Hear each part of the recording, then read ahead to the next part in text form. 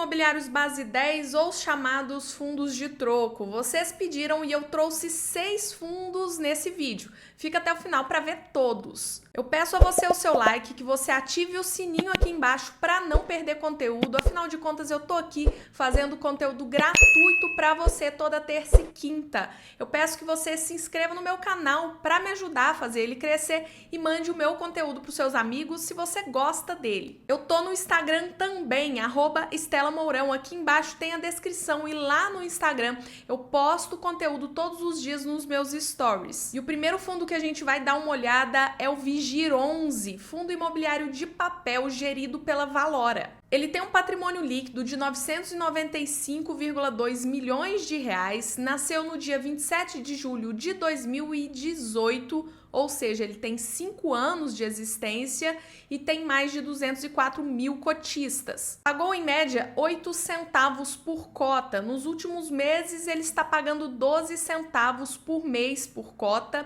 e o dividend yield dele nos últimos 12 meses é de 15,17%. O patrimônio do fundo hoje está 100% alocado em CRIs, Certificados de Recebíveis Imobiliários, distribuídos em 49 operações diferentes. 98,6% dos CRIs do fundo estão indexados ao CDI, ou seja, CDI alto ele vai pagar muito, CDI baixo ele vai pagar menos, né? Vai pagar pouco. A taxa média do fundo é CDI mais 4,7%. Ele tem uma concentração grande no segmento residencial. 93,5% do fundo está alocado nesse setor, tá? Isso traz um risco maior ao fundo, né? Eu prefiro que o fundo seja diversificado entre setores diferentes, tá? E 92,4% dos CRIs do Vigir 11 não tem rating, ou seja, não tem nota de crédito. Isso também traz um risco adicional ao fundo. O fundo tem hoje uma alavancagem baixa de 3,16%.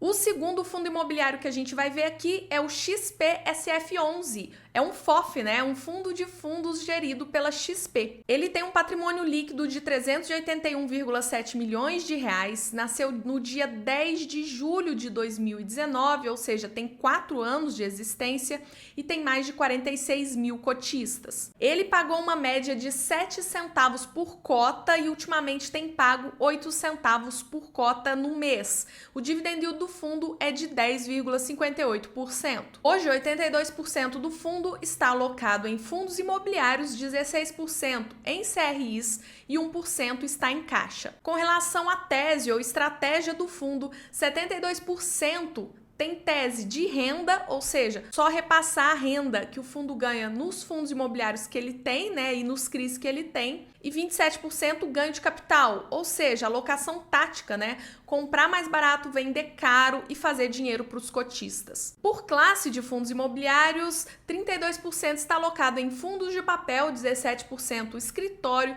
17% logístico. Essas são as maiores posições do fundo em termos de segmentos de fundos imobiliários. E hoje a carteira do fundo é essa. Veja que a maior posição do fundo está em CPTS, TIGAR, RBRL, RBRH, MCCI11, RBRR e BARI11. O XPSF11 não tem alavancagem. O terceiro fundo que eu trouxe é o KIZU11. Ele é um FOF gerido pela Quilima. Ele é um FOF interessante, porque ele tem como objetivo seguir a carteira teórica do índice Suno 30. E está no regulamento do KIZU 11 que ele tem que ter no mínimo 80% do seu patrimônio em cotas que estão no índice Suno 30, enquanto que até 20% do patrimônio pode ser alocado em outros ativos. Ele tem um patrimônio líquido de 408,5 milhões de reais, nasceu no dia 8 de outubro de 2020, ou seja, vai fazer 3 anos, e tem mais de 123 mil cotistas. A média de rendimentos pagas pelo KIZU 11 é de 7 centavos e ele tem pago nos últimos meses 7 centavos por cota no mês. O dividend yield do fundo é de 10,35%.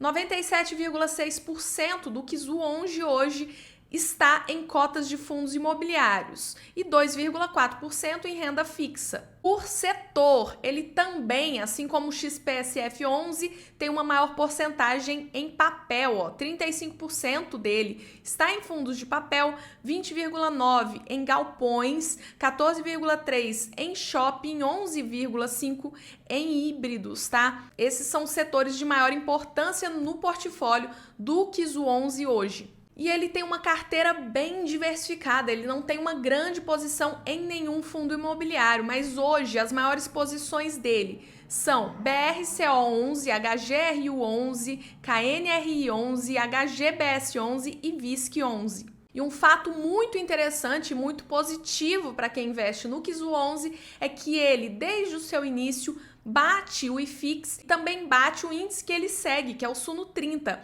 Ou seja, a gestão tem feito um bom trabalho, né? Tem trazido uma rentabilidade acima dos benchmarks. A gestão tem se mostrado ativa, portanto. O Kizu 11 não tem alavancagem. O quarto fundo que eu trouxe para a gente dar uma olhada é o que vocês mais pedem por aqui, Galg 11, fundo de logística gerido pela Guardian.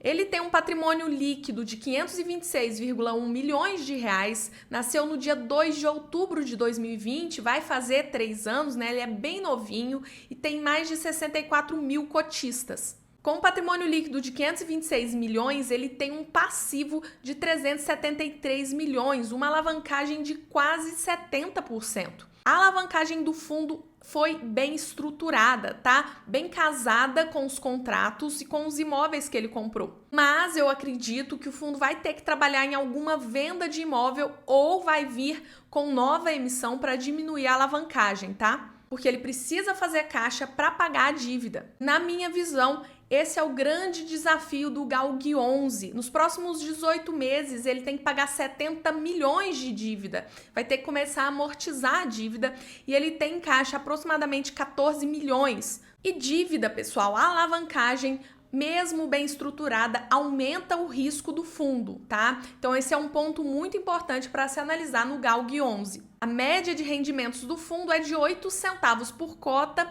e ele está pagando 8 centavos por cota por mês. O dividend yield do fundo nos últimos 12 meses é de 10,81%, o que é normal um fundo que tem alavancagem pagar mais do que os seus pares que não têm alavancagem, tá? O fundo tem 5 imóveis e hoje a vacância dele está zerada. 100% dos contratos do fundo são atípicos e essa é a distribuição geográfica dos ativos do fundo. Repare que ele tem uma concentração em inquilinos. Ele tem 5 imóveis e apenas 3 inquilinos. A BRF, a Air Liquid e a Souza Cruz. 40% da receita do fundo está localizada no Rio Grande do Sul, 35% na Bahia, 23% em Pernambuco e 2% em São Paulo. E apesar de ter 5 imóveis, 3 imóveis são responsáveis por praticamente toda a receita do fundo. 39% da receita do fundo vem do imóvel locado para Souza Cruz, localizado no Rio Grande do Sul. 35% da receita vem do imóvel BRF, que fica em Salvador. E 23% da receita vem do imóvel BRF Pernambuco.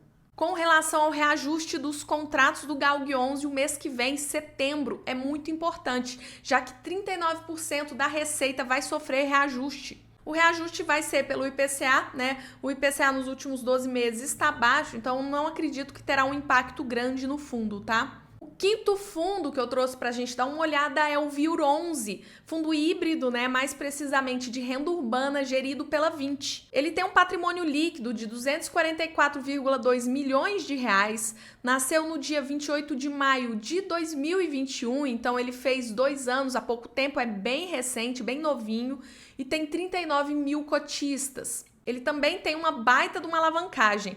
Do patrimônio líquido, que é 244 milhões, 119 milhões são passivos. E a alavancagem hoje é de 42,35%. O fundo pagou uma média de 7 centavos por cota de rendimentos e tem pagado 7 centavos por mês aos seus cotistas. Um dividend yield nos últimos 12 meses de 10,36%. O fundo traz uma estimativa de rendimentos ou um guidance, de distribuição de dividendos até dezembro de 2023. Em verde é o valor superior, o máximo que ele vai pagar, e em azul é o mínimo. Então, no mínimo, ele vai pagar 7 centavos por cota, que é o que ele vem pagando. Hoje, o fundo tem 6 imóveis, uma vacância de 3% apenas. E ele tem concentração de receita em inquilinos. Repare que a Ânima, que é faculdade, é responsável por 48% da receita do fundo. A Cogna, também faculdade, 18% da receita do fundo. A Facamp, também faculdade, 17% da receita do fundo. Ele tem uma concentração no segmento de educação, 78% do fundo está nesse segmento. Isso traz, na minha visão, um risco maior para o fundo. E a distribuição geográfica, tem uma concentração maior no Rio Grande do Sul. 48% está no Rio Grande do Sul, 43% em São Paulo. E o sexto e último fundo que eu vou mostrar para vocês é o Vino 11, fundos de escritório, ou lajes corporativas, também gerido pela Vinci. Ele tem um patrimônio líquido de 900,6 milhões de reais. Ele nasceu no dia 24 de julho de 2013, ou seja, ele já tem 10 anos e ele tem mais de 123 mil cotistas. Desse patrimônio líquido de 900 milhões, ele tem um passivo de 526,4 milhões de reais, o que dá uma alavancagem de 53,83%. E o fundo vai ter que arrumar dinheiro, seja com venda de ativos, seja com emissão de cotas, porque o cronograma de pagamento da dívida, de amortização, é bem pesado, tá? Em 2024 e 2025, o fundo vai ter que desembolsar muito dinheiro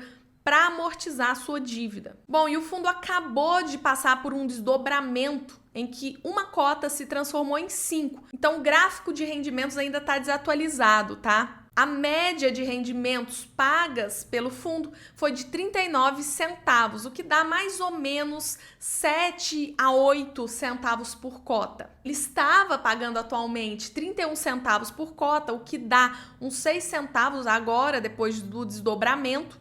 E o dividend yield dele nos últimos 12 meses foi de 8,52%. Ele também traz uma estimativa de rendimentos até dezembro de 2023. Na banda superior, o limite máximo que ele vai pagar é de 33 centavos e o limite mínimo de 29 centavos, o que dá entre 5 e 6 centavos por cota. O portfólio do fundo é composto de 10 imóveis e ele está hoje com uma vacância de 5,1%. Em termos de locatário, ele também tem uma concentração de receita, principalmente na Globo, que representa 38% da receita do fundo.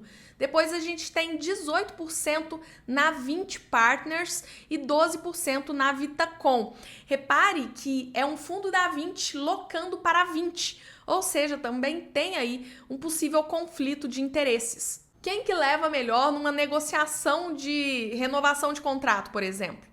É sempre bom pensar nisso. 69% dos imóveis do fundo estão na cidade de São Paulo, 31% na cidade do Rio de Janeiro.